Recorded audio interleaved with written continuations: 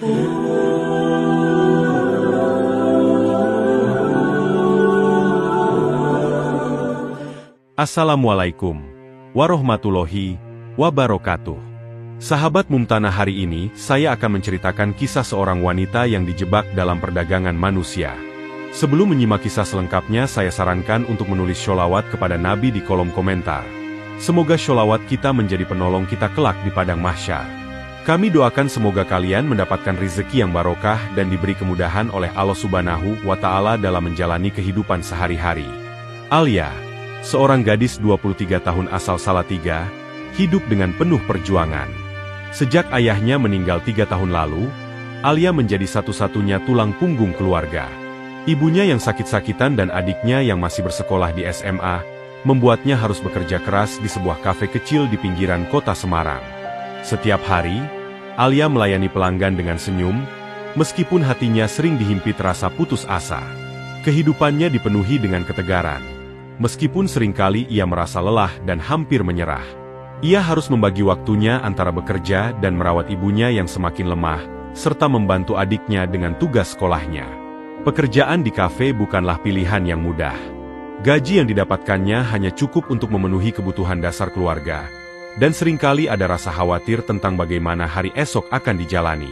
Namun, Alia tidak pernah mengeluh. Ia tahu bahwa ini adalah beban yang harus dipikulnya, dan ia mencoba untuk tetap tegar demi masa depan ibunya dan adiknya. Meski sering merasa sendirian dalam menghadapi masalah hidup, Alia selalu berusaha tetap bersemangat, mengingat bahwa keluarga adalah segala-galanya baginya.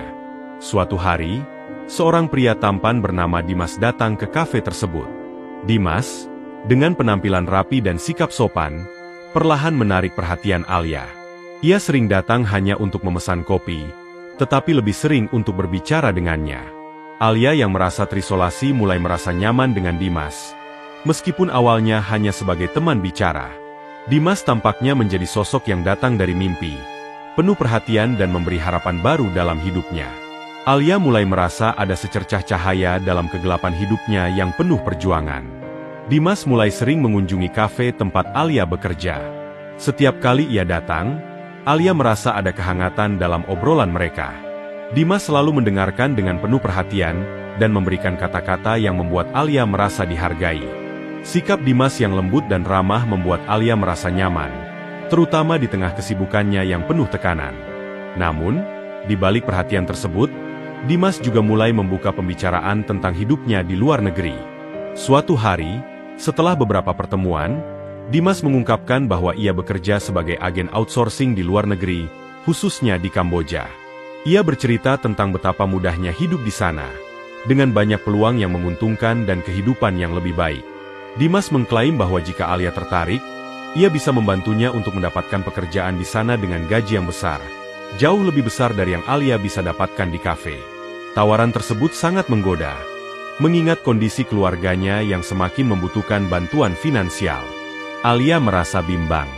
Di satu sisi, tawaran itu begitu menggiurkan. Gaji yang besar bisa membantu menyelesaikan banyak masalah keluarga, terutama untuk biaya pengobatan ibunya yang semakin mahal. Di sisi lain, Alia merasa tidak nyaman dengan ide meninggalkan keluarganya dan pergi ke luar negeri. Ia tidak memiliki pengalaman bekerja di luar negeri, dan semua hal yang tidak diketahui tentang tempat yang dijanjikan itu membuatnya merasa takut. Namun, Dimas terus meyakinkannya, mengatakan bahwa ia akan memastikan semuanya berjalan lancar dan Alia akan mendapatkan pekerjaan yang layak di sana. Selama seminggu, Alia merenungkan tawaran itu. Ia merasa terhimpit antara keinginan untuk memperbaiki keadaan keluarganya dan ketakutan akan ketidakpastian yang menantinya. Namun, akhirnya, setelah berbicara dengan ibunya yang tidak mengetahui rincian tawaran itu, Alia memutuskan untuk mengambil kesempatan ini. Meskipun hatinya masih dipenuhi keraguan, ia memilih untuk mengikuti saran Dimas dan berangkat ke Kamboja, berharap bahwa ini adalah jalan keluar dari kesulitan hidupnya. Alia akhirnya memutuskan untuk meninggalkan Salatiga demi kesempatan yang dijanjikan Dimas. Ia mengemas barang-barangnya dan berpamitan dengan ibunya, mengatakan bahwa ia akan bekerja di luar kota untuk mencari nafkah. Dengan hati yang berat, ia meninggalkan rumah, tidak berani mengungkapkan kenyataan sesungguhnya. Dalam pikirannya, Alia terus mengingat ibunya yang sakit dan adiknya yang masih bersekolah. Ia berjanji pada dirinya sendiri untuk bekerja keras dan kembali dengan membawa uang yang cukup untuk membantu keluarga. Namun, meskipun hatinya dipenuhi kecemasan, Alia tetap berusaha optimis. Dimas mengatur semuanya untuk keberangkatan Alia. Ia mengurus tiket pesawat dan segala keperluan lainnya. Saat tiba di bandara, Alia merasa gugup dan khawatir. Tetapi Dimas meyakinkannya bahwa semuanya akan baik-baik saja. Setelah melewati proses imigrasi, Alia menunggu di area kedatangan, berharap melihat Dimas menunggu untuk menyambutnya. Namun, ia hanya menerima pesan singkat dari Dimas yang mengatakan bahwa ada seseorang yang akan menjemputnya. Kekhawatiran mulai muncul dalam diri Alia, tetapi ia tetap mengikuti petunjuk yang diberikan. Dua pria asing datang menjemputnya, mengarahkan Alia ke sebuah mobil yang tidak familiar. Mereka membawanya jauh dari pusat kota dan menuju tempat yang sangat berbeda dari apa yang ia bayangkan. Alia merasa cemas, tetapi ia mencoba meyakinkan diri bahwa ini adalah bagian dari proses yang harus dilalui.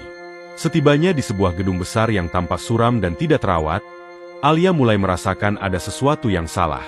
Gedung itu tidak terlihat seperti tempat kerja yang dijanjikan Dimas. Dalam benaknya, berbagai pertanyaan mulai muncul, dan ketakutan perlahan merayap masuk. Di dalam gedung yang gelap dan kosong itu, Alia bertemu dengan seorang perempuan bernama Nia. Nia, yang juga berasal dari Indonesia, menjelaskan bahwa ia sudah lama bekerja di tempat itu. Namun, penjelasan Nia tidak membuat Alia merasa lebih baik. Ketika Nia membawanya ke sebuah kamar sempit tanpa jendela, perasaan tidak nyaman semakin kuat.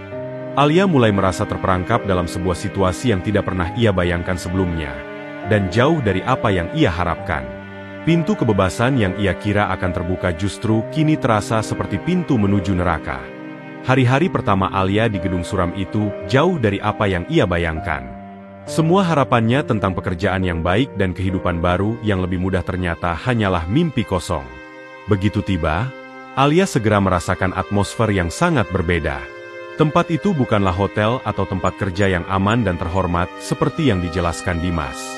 Gedung itu gelap dan terkesan tidak terurus, dengan suasana yang menekan dan menakutkan. Setiap gerak-geriknya diawasi oleh kamera CCTV, dan ini membuat Alia merasa semakin terperangkap.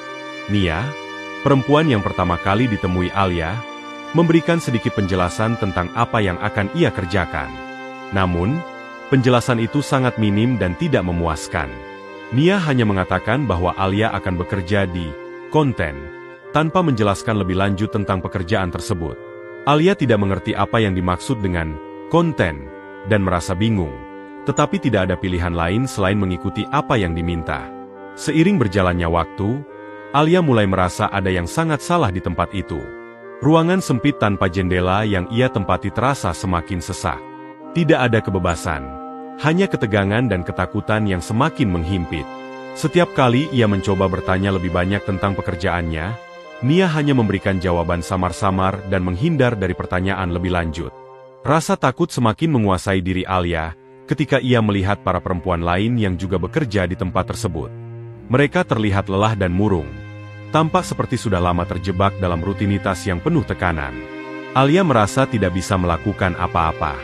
Ia mencoba untuk tetap sabar dan berpikir bahwa ini semua mungkin hanya sementara. Tetapi rasa cemas terus menghantuinya. Suatu malam, ia dipaksa untuk mengikuti perintah yang tidak ia inginkan. Dan tubuhnya yang dulu sehat kini mulai terasa lemah akibat perlakuan yang tidak manusiawi. Ia mulai merasa bahwa dirinya hanyalah sebuah objek, dan bahwa tempat itu bukanlah tempat kerja yang sesungguhnya. Kekecewaan dan ketakutan menggantikan semua harapan yang dulu ada. Alia merasa sangat terperangkap dalam dunia yang asing dan penuh dengan bahaya, dan ia tidak tahu bagaimana cara untuk keluar dari situasi ini. Setelah beberapa hari di tempat yang semakin menekan dan menakutkan, Alia mulai merasakan bahwa ia tidak bisa bertahan lebih lama lagi. Kondisi fisiknya semakin buruk akibat perlakuan kasar yang diterimanya, dan hatinya dipenuhi rasa putus asa. Namun, suatu malam, saat ia merasa seolah tidak ada lagi jalan keluar, ia mendengar suara jeritan perempuan dari ruangan sebelah. Suara itu menggetarkan hatinya dan membuatnya semakin yakin bahwa tempat itu bukanlah tempat yang aman, melainkan sebuah neraka yang tersembunyi. Ketika ia bertanya pada Nia tentang suara tersebut, Jawaban yang ia terima membuat darahnya berdesir. Jika mereka gagal membawa keuntungan, kadang mereka pakai cara lain. Kata-kata itu menambah rasa takut yang semakin dalam di hati Alia. Alia tahu bahwa ia harus melarikan diri jika ingin selamat. Meskipun ia tidak tahu kemana harus pergi atau bagaimana bisa melarikan diri dengan kondisi tubuh yang semakin lemah.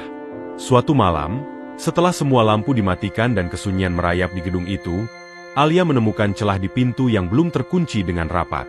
Dengan hati-hati dan penuh kecemasan, ia menyelinap keluar, berlari menembus kegelapan malam. Darah mengalir dari luka-luka yang ia alami, dan tubuhnya terasa sangat lelah. Namun ia tahu bahwa ini adalah satu-satunya kesempatan untuk mendapatkan kebebasan. Namun, nasib tidak berpihak padanya. Seorang pria tua yang tampak baik hati menemukannya di jalanan sepi dan membawanya pergi, mengaku ingin membantunya. Sayangnya, pria tersebut ternyata adalah kaki tangan sindikat yang sama, dan Alia kembali dibawa ke tempat yang lebih terisolasi. Rasa putus asa kembali menghampiri, namun Alia tidak menyerah. Di tengah malam yang gelap, dengan tubuh yang semakin lemah dan penuh luka, ia berhasil melarikan diri lagi, kali ini lebih jauh, menuju hutan yang lebat.